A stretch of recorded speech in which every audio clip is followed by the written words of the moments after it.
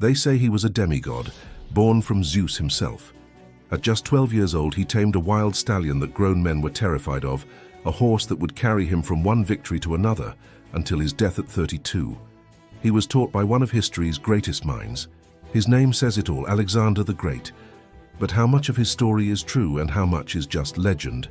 Historians will tell you Alexander was born in 356 BC to King Philip II of Macedon and Queen Olympias. But a true Greek knows the real story. Alexander was the love child of Zeus, who, let's just say, had a habit of visiting Earth in various disguises. You could call Zeus the original frat boy. Alexander's mortal father, Philip, was no slouch either. He was a military and political genius who transformed Macedonia from the backwoods of Greece into a powerhouse.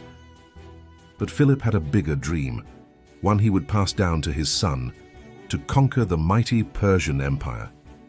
At the time, Persia was a global superpower, a leader in science and philosophy with a massive army. Dreaming of conquering it? That was, to put it mildly, optimistic. At 13, Alexander began his studies with Aristotle. Yes, that Aristotle. The legendary philosopher ignited a fire in the young prince, sharpening an already brilliant mind. Alexander learned philosophy, medicine, and art, but also a rather unfortunate lesson, that non-Greeks should be treated like slaves. Thankfully, Alexander later ditched that idea during his conquests, a decision that helped him build his vast, though short-lived empire. In 340 BC, while Philip was away attacking Byzantium, he left a teenage Alexander in charge. Proving he was born to lead, Alexander promptly gathered an army and crushed the Mede tribe. 2 years later, Philip returned, determined to unite all of Greece. In the deciding battle against a coalition led by Thebes and Athens, it was Alexander who led the cavalry charge that shattered the legendary sacred band of Thebes, a fighting force made up entirely of pairs of male lovers.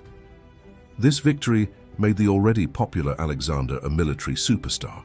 He'd need that popularity. A year later, Philip divorced Alexander's mother. During a feast celebrating his new marriage, Philip and Alexander had a massive public fight.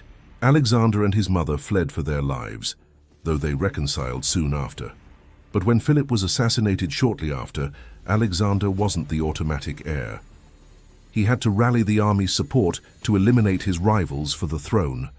With his power in Greece secure, Alexander turned to his father's ultimate goal.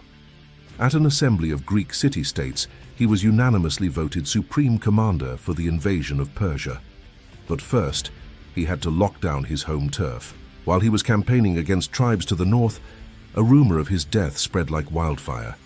The city-state of Thebes revolted, and support, especially from Athens, poured in. Hearing the news, Alexander force-marched his army an incredible 240 miles in just 2 weeks, appearing at the gates of Thebes. When the Thebans refused to surrender, he laid siege to the city, burned it to the ground, and sold the survivors into slavery. The other city-states, terrified by this display, quickly fell in line. In a surprisingly generous move that won him some favor, he forgave Athens for its betrayal. Now, with Greece under his heel, Alexander was finally ready to take on Persia. Greece was a gnat compared to the Persian elephant, but Alexander was confident. His men were better trained, better equipped, and more disciplined. He believed superior quality would beat superior numbers. That theory was put to the test in 333 BC against a massive Persian army led by their new king, Darius III. Alexander was right. The Persian forces, having grown complacent, lacked discipline and cavalry. Alexander, on the other hand, commanded a sophisticated combined arms force of archers, infantry, and heavy cavalry.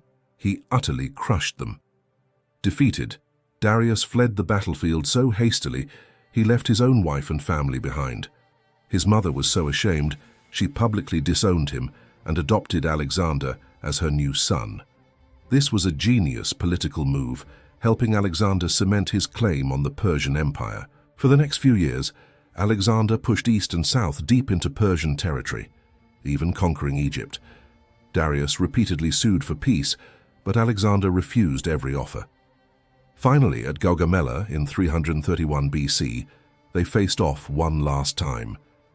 The fighting was brutal, with the fate of an empire on the line. But again, Alexander's forces were victorious. And again, Darius fled.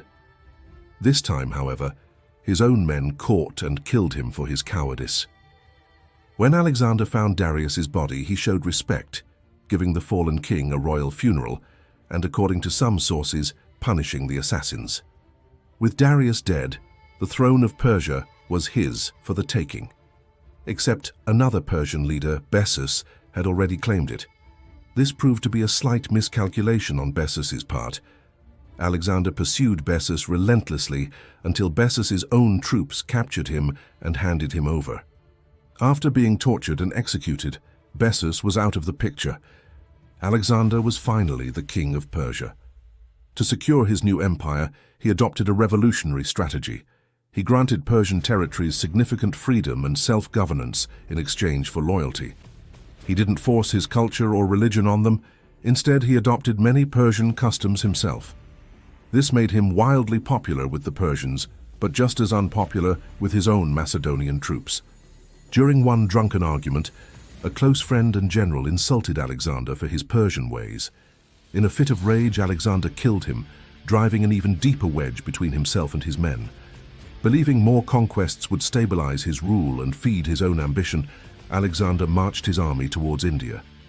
Many local tribes surrendered without a fight, but in 326 he faced King Porus, whose army had a secret weapon, war elephants. Initially, these tanks of the ancient world caused chaos, but Alexander's lightning-fast cavalry proved they were vulnerable. The elephants were brought down, and victory was secured. But his troops were exhausted. They refused to push further into India, and for once Alexander wisely chose to let them rest. Even though his conquests had made them rich, his Greek soldiers still resented the Persians after centuries of war. Knowing his empire would never be stable without unity, Alexander forced a mass marriage. His top officers had to marry Persian noblewomen, hoping their children would be loyal to him. This was his most unpopular move yet. Many Greeks threatened to mutiny until Alexander simply replaced them with Persian officers. Fearing they'd be left out of future glory, the mutineers backed down. In an act of reconciliation, Alexander threw a massive banquet and restored all their titles and honors. Alexander's conquests created a new era. They spread Greek culture across the known world and brought the best of Persian thinking back to Greece, kicking off the Hellenistic Age. He founded new centers of learning and science, standardized currency to boost trade, and released so much wealth from the Persian treasuries that it sparked a period of prosperity across the Mediterranean. But his empire was built on one man. His mysterious death at the age of 32, some say poison, others say malaria from his time in India, was the end. The fragile empire he had forged immediately began to shatter as his generals battled each other for control. Could he have held it together even if he had lived? It's doubtful. His empire was a patchwork of different cultures, and it was already straining under the pressure of revolts. Only his political genius and ruthless suppression of his enemies kept it from imploding while he was alive. How long that could have lasted is one of history's great what-ifs. And as always, thanks for watching. Don't forget to like, share, and subscribe for more great content.